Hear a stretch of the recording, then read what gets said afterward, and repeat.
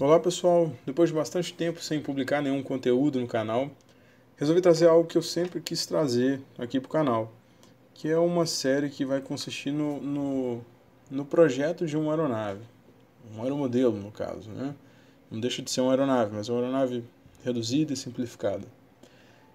O objetivo vai ser projetar uma aeronave racer, em que se pretende atingir altas velocidades, né? E o objetivo vai ser executado desde o projeto conceitual até a fabricação da aeronave e posteriores testes. Como engenheiro aeronáutico, já tive a oportunidade de trabalhar em diversos projetos de aeronaves, aeronave não tripulada, aeronaves em competição de aerodesign, etc.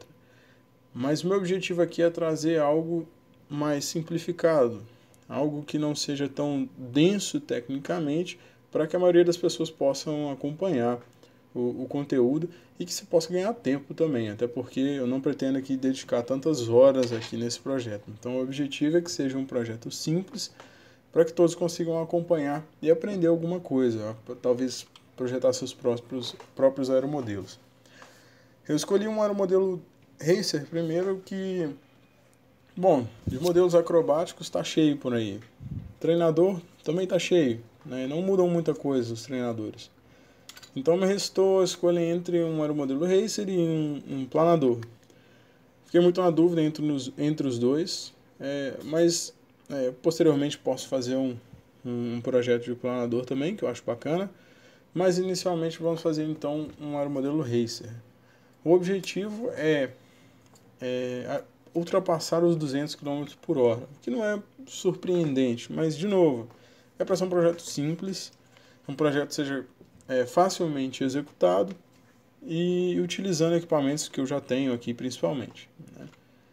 Então, as etapas do projeto vão ser, primeiro, o objetivo, delimitação dos objetivos e das estimativas iniciais, que é o que a gente vai cobrir nesse primeiro vídeo. Em sequência, a gente vai tratar do projeto aerodinâmico. A gente vai utilizar alguns softwares como Xfoil, XFLR5, que são softwares simples de projeto aerodinâmico, muito utilizados aí na engenharia aeronáutica. Eu vou trazer o básico deles também para que as pessoas consigam executar também de maneira simples. Em sequência, vamos fazer o projeto estrutural da aeronave de forma bastante simplificada, já que é uma aeronave simples e leve. Possivelmente eu vou utilizar só o Excel mesmo para poder fazer isso. E posteriormente a gente faz a montagem da aeronave em SolidWorks, só para a gente conseguir fabricar. A etapa final então seria de fabricação. A ideia é de que pelo menos a fuselagem seja feita em fibra de vidro. Talvez eu opte por fazer a asa também em fibra de vidro, já que a outra opção seria fazer em isopor, mas como em altas velocidades pode acontecer flutter, que eu vou explicar depois, em outra ocasião, do que se trata. Então ainda não decidi sobre a asa, mas enfim, vamos ao objetivo desse vídeo, que é apresentar os objetivos do projeto e as estimativas iniciais. Bom, para começar todo o projeto, seja de um aeromodelo, seja de qualquer coisa que seja, é importante que a gente trace objetivos, né? Para ver o que a gente quer alcançar com o projeto. Em seguida, é importante que a gente obtenha o máximo de informações sobre os componentes que a gente pretende utilizar e assumir algumas aproximações.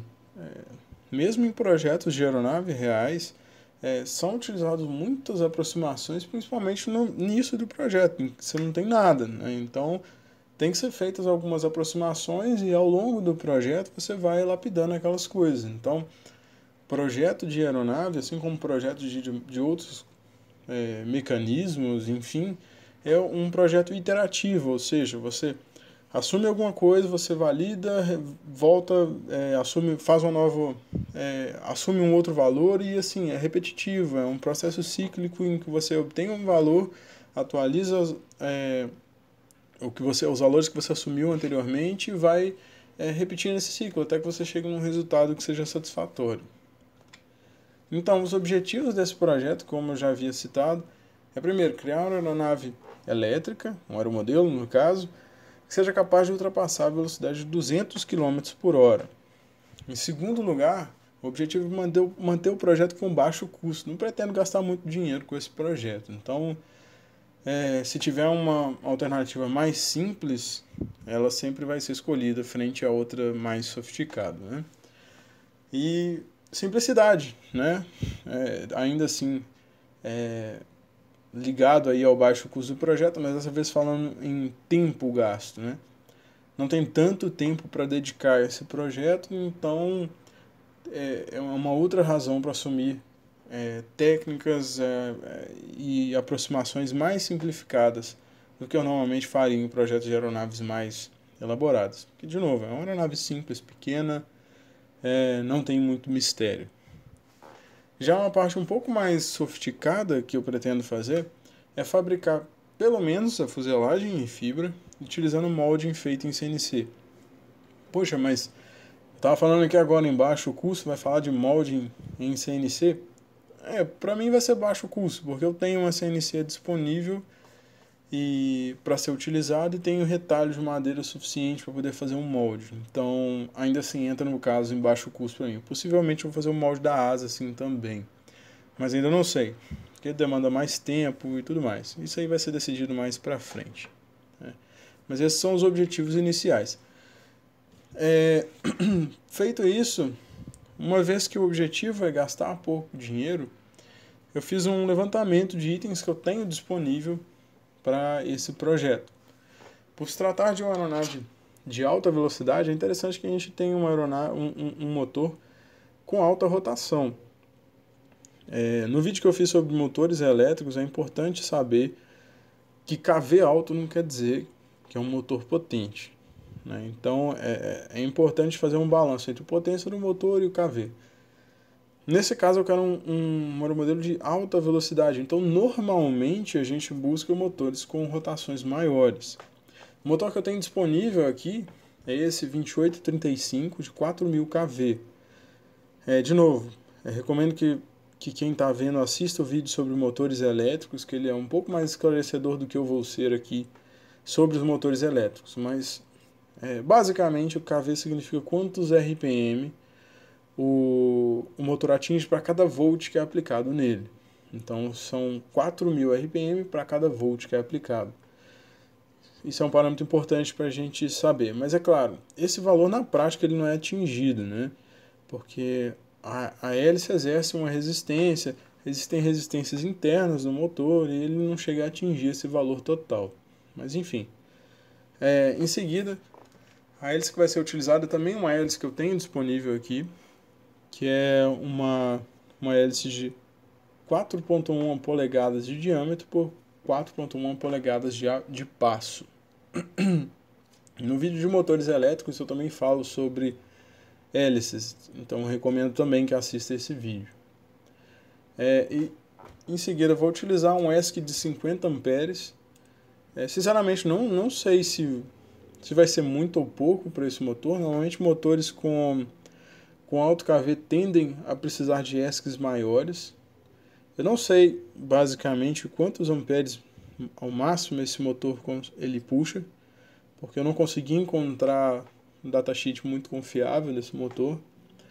Então eu vou experimentar primeiro com um ESC de 50 amperes, se ficar muito eu diminuo, se ficar pouco eu utilizo um de 60 amperes, que eu creio que seja mais do que suficiente. Bateria.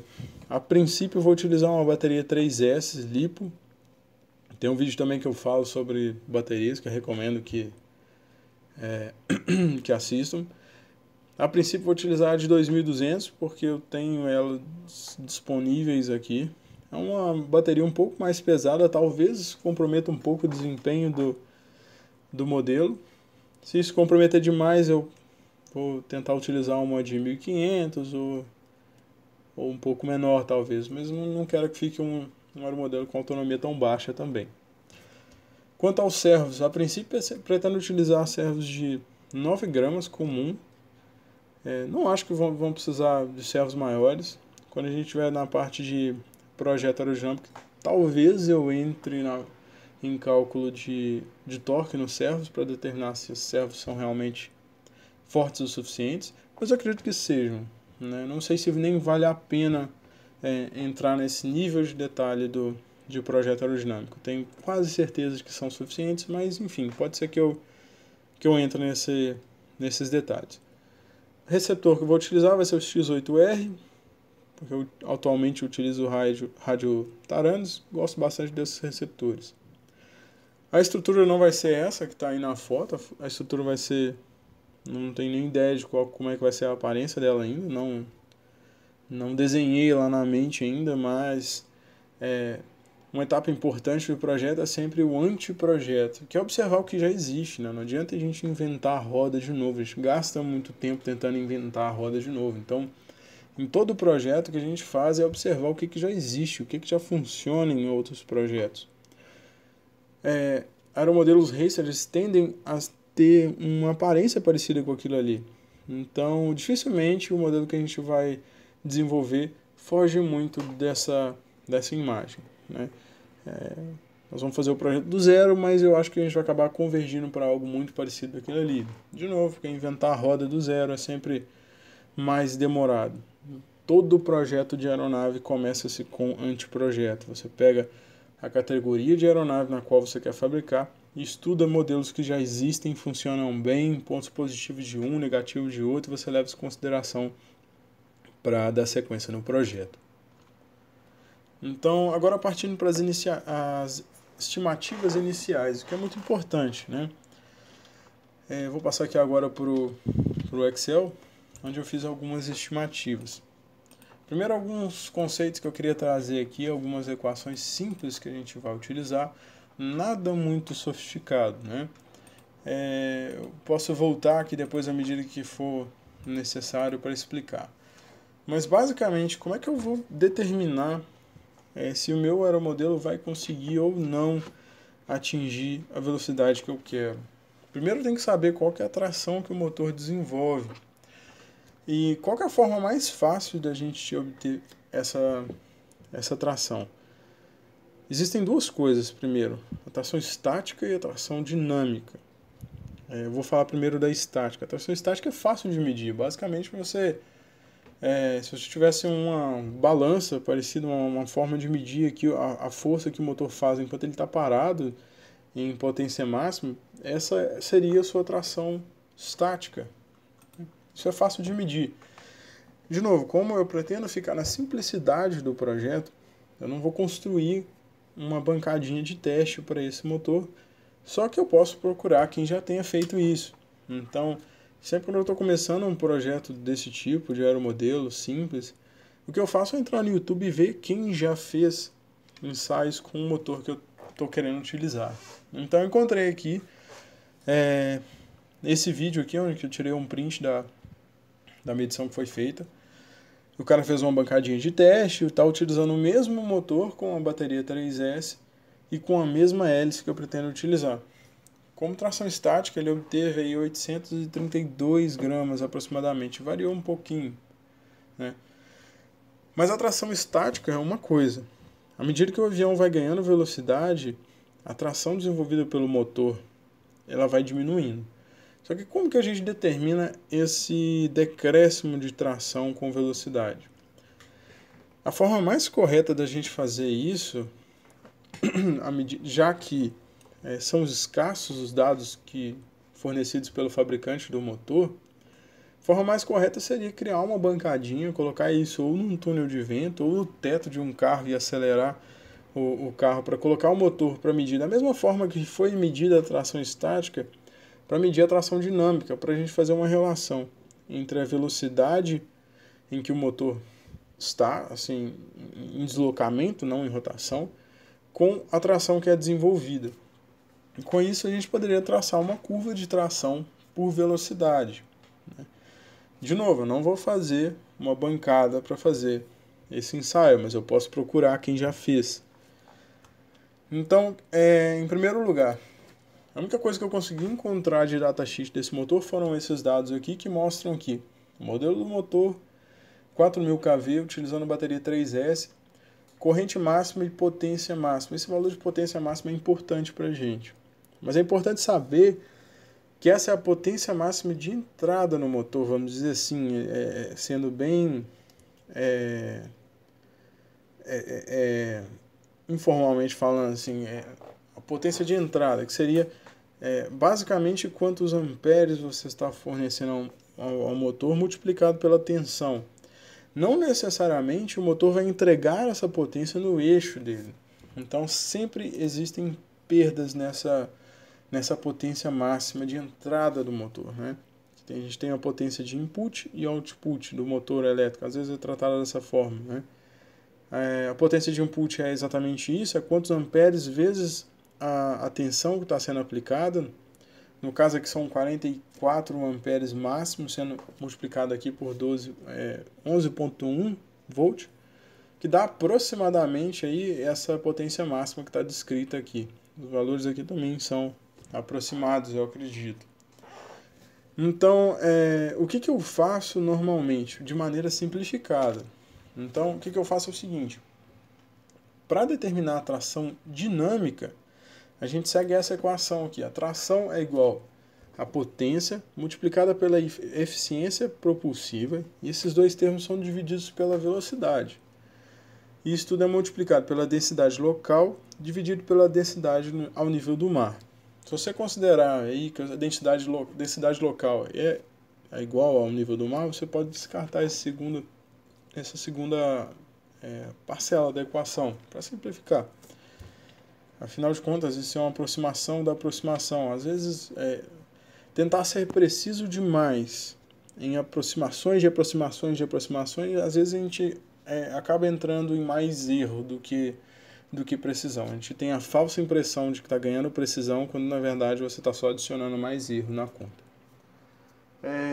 Por se tratar de um motor elétrico, principalmente, se fosse um motor a combustão, a densidade local teria uma eficiência, uma interferência maior, porque tem um impacto na queima do combustível e o motor passa a entregar menos potência. Já o motor elétrico, ele vai sofrer, basicamente, ele vai gerar menos tração com a densidade menor, somente por conta da dinâmica do funcionamento da hélice, basicamente. Então, o impacto da densidade local, a redução da densidade local à medida que a gente sai do nível do mar, em motores elétricos é menor. Então, a princípio eu vou fazer contas aqui como se estivesse a nível do mar. Então, se você substituir aqui densidade local pela densidade do nível do mar, vai ser dividido pela densidade do nível do mar, é igual a 1.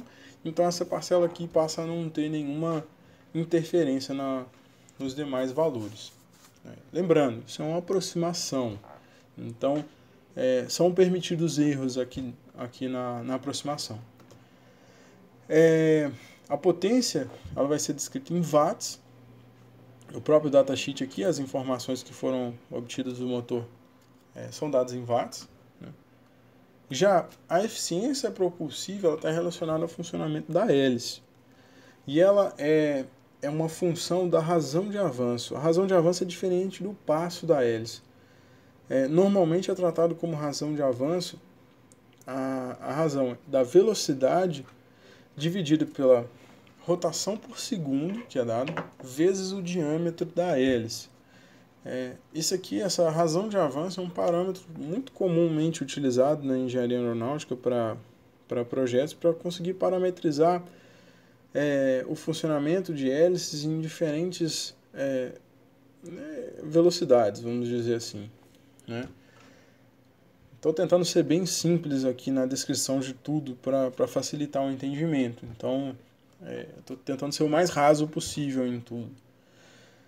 Então, vamos lá. Então, para a gente estimar a velocidade máxima, o que a gente tem que fazer? Então, primeiro de tudo, eu preciso de ter uma estimativa de eficiência propulsiva. Eu não tenho nenhum datasheet dessa hélice. Dificilmente a gente consegue um datasheet preciso de coisas que são feitas para aeromodelo. Porque para hobby ninguém vai entrar nesse nível de detalhes, ou poucas pessoas vão. Só que eu posso procurar quem já tenha feito. Então eu encontrei aqui um artigo em que foi feito testes utilizando essa mesma hélice que eu estou utilizando. Nesse teste aqui, foi feito várias medidas. Pode ver que cada xizinho desse aqui é uma medida que foi feita de eficiência da hélice por razão de avanço. Esse advance ratio aqui é a mesma coisa de razão de avanço. Então, ele já me retorna aqui essa equação que já me representa a eficiência propulsiva em função da razão de avanço. Então, agora, para cada velocidade, eu posso ter aqui uma razão de avanço. Repara que nessa parte aqui desses testes, onde a razão de avanço se aproxima em zero, o erro é grande, porque ele tende a zero. Só que, na verdade, quando o motor está parado, você tem tração. Então assim, esses testes de razão de avanço, eles têm um erro muito grande quando a razão de avanço é próxima de zero. Porque se ela zerasse, se o motor estivesse parado, não geraria tração, o que não é verdade. Então ele gera sim tração. Então é preciso saber isso para na hora de mesclar. Porque o que eu vou fazer vai ser mesclar o teste de tração estático com o dinâmico para tentar ter uma aproximação do comportamento dessa hélice, né? Então o que eu fiz aqui foi basicamente, eu peguei essa equação que já foi dada aqui no artigo para calcular a razão de avanço. Essa equação foi aplicada aqui nas células de razão de eficiência propulsiva, que está aqui, eficiência propulsiva, né, em função da razão de avanço. De novo, a razão de avanço é velocidade sobre rotações por segundo vezes o diâmetro da hélice. Então, para cada velocidade, eu consigo determinar aqui facilmente qual que é a minha razão de avanço. E a partir da razão de avanço, eu tenho agora a eficiência propulsiva. Repara que aqui no começo, onde a velocidade é zero e até a velocidade 1 metro por segundo, a eficiência propulsiva é negativa. Isso é um erro da aproximação aqui, porque o que foram vários ensaios aqui, e depois foi tirada uma linha de tendência. Esses valores aqui, entre 0 e 1, eles não são reais. Eles são valores... está dentro do erro do método. Então, eu tenho que ter ciência disso, mas não vai interferir. Aí, a partir da eficiência propulsiva, utilizando de novo aquela equação que a gente trouxe, que é a tração, eu uso potência, eficiência propulsiva, velocidade, etc. e tal, eu utilizo isso para determinar a tração em cada um desses instantes. Então, o que eu vou fazer aqui agora? Eu tenho a eficiência propulsiva das hélices em função dessa hélice, em função da razão de avanço, e eu tenho também a potência do motor, tanto descrita aqui no datasheet, e eu tenho a tração que está sendo gerada na realidade por esse motor. Não sei qual a precisão desse teste que foi feito por esse cara aqui, mas eu vou assumir que está correto. Então o que eu vou fazer? Se eu vier aqui na planilha e colocar potência estimada, se eu colocar 470 watts aqui, a gente pode ver que em alguns, dependendo da velocidade, chega a dar 1,320 kg de tração. O que aparentemente não é real para esse motor. Esse motor não vai chegar a gerar tudo isso. Isso por conta das perdas internas do motor, né? Que aqui os 470 watts são a potência que o motor está recebendo, que é diferente da potência que o motor vai entregar. Então, o que eu faço normalmente é aplicar um fator de correção. Tá, beleza, eu sei que eu vou aqui dentro dessa célula, eu sei que é 470 watts, mas sei lá, vou colocar 70% desse valor e ver como ela se comporta. Que meu objetivo é achar um valor de potência em que aqui nas velocidades baixas eu consiga aproximar do valor que eu estou vendo aqui de tração estática. Então, beleza, com 70% ali eu estou chegando a 920 gramas de tração, que ainda assim é mais do que eu estou lendo ali no vídeo. Então eu vou tentar aplicar um fator de correção ainda menor, sei lá, 65%, vamos ver. Tá, agora está mais plausível, chega aqui a 860 gramas e tudo mais, mas eu acho que é mais ou menos por aí. De novo, como é uma aproximação da aproximação, é razoável assumir isso aqui. Então o que eu fiz aqui? Para cada velocidade eu tenho a razão de avanço, eu tenho a eficiência propulsiva, com isso, e a partir da potência que o motor entrega no eixo, eu tenho a tração. tanto em newtons quanto em quilograma-força. Coloca aqui em quilogramas-força porque é mais fácil de enxergar, às vezes, dependendo, quando a pessoa não está acostumada a utilizar a unidade de newtons. E eu tenho aqui depois o arrasto, né? O que vai limitar a minha velocidade? O que vai me dizer o que é a minha velocidade máxima? Vai ser a velocidade na qual o meu arrasto vai ser igual à tração que eu estou gerando. Então, o meu motor funcionando no máximo, ele não vai conseguir vencer mais o arrasto que a aeronave está gerando. Se alguém não sabe o que é arrasto, é a resistência aerodinâmica provocada pelo deslocamento da aeronave. Se não me engano, eu trato de arrasto no primeiro vídeo desse canal, que é de aerodinâmica básica. Eu não estou muito bem lembrado, mas eu acho que de toda maneira vale a pena assistir lá, porque vai ser bem difícil explicar, principalmente quando a gente entrar em projeto aerodinâmico sem ter uma mínima noção de aerodinâmica.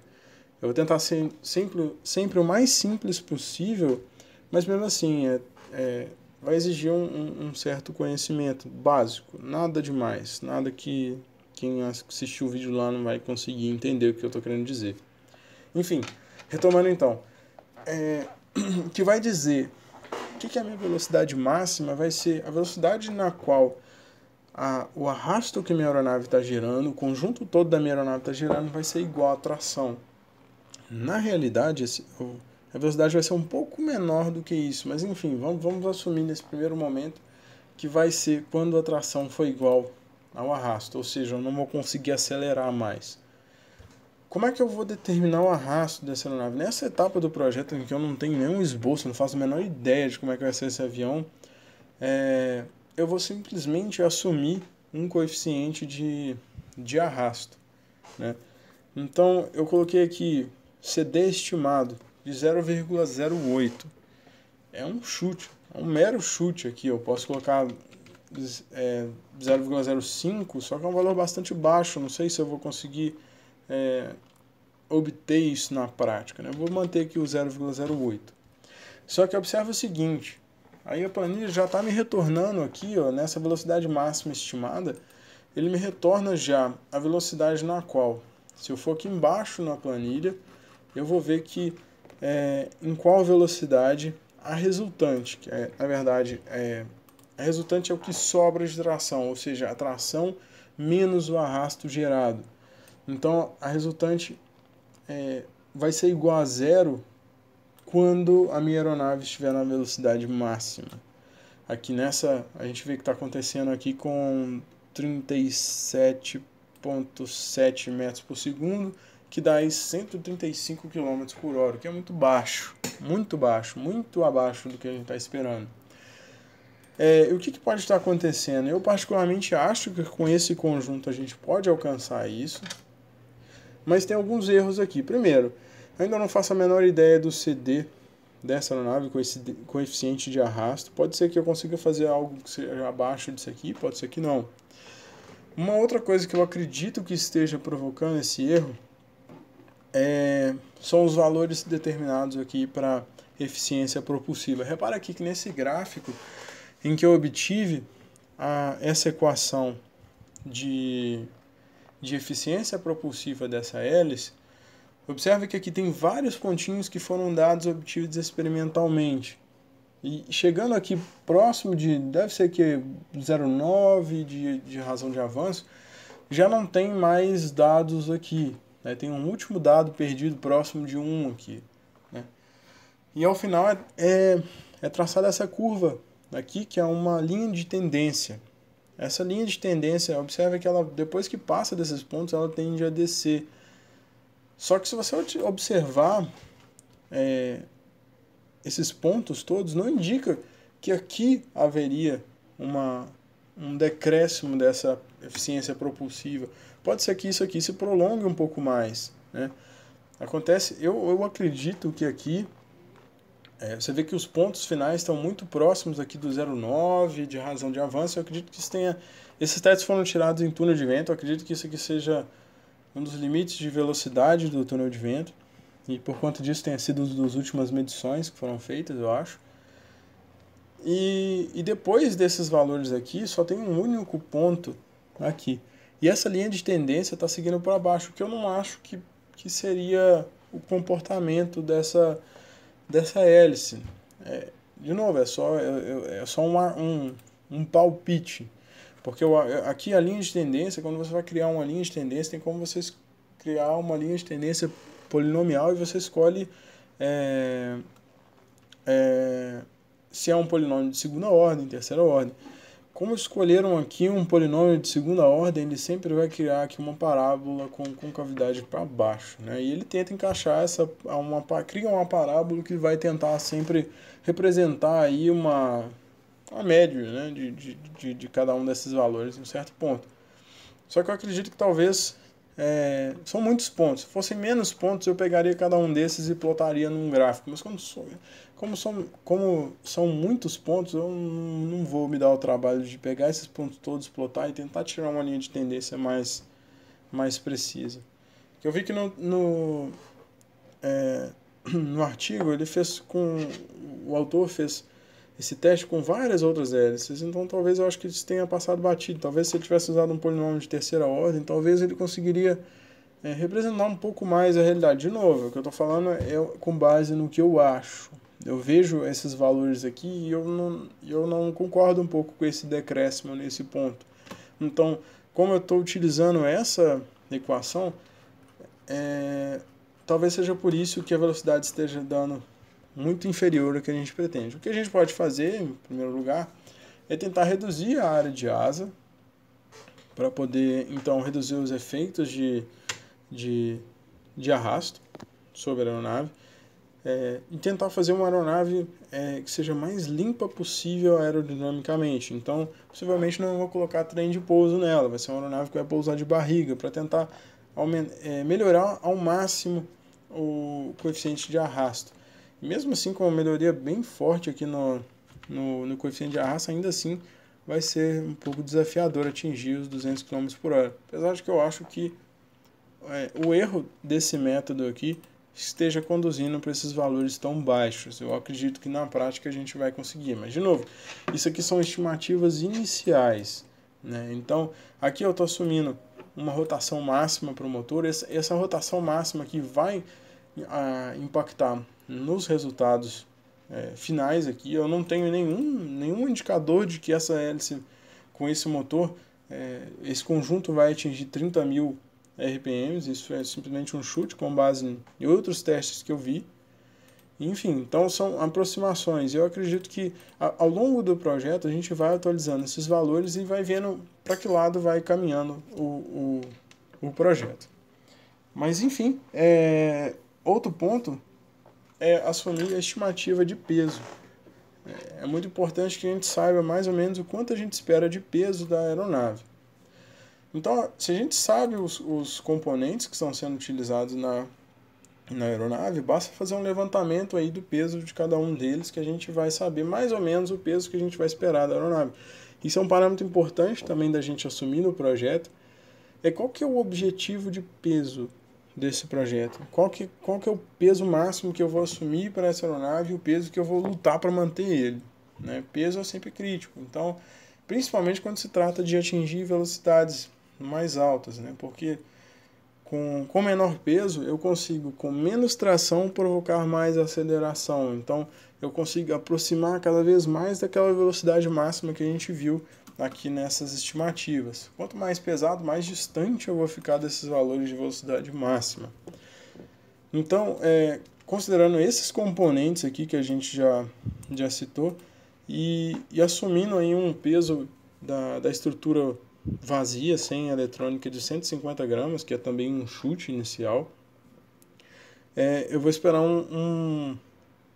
que seja um modelo de 550 gramas, aproximadamente isso, né?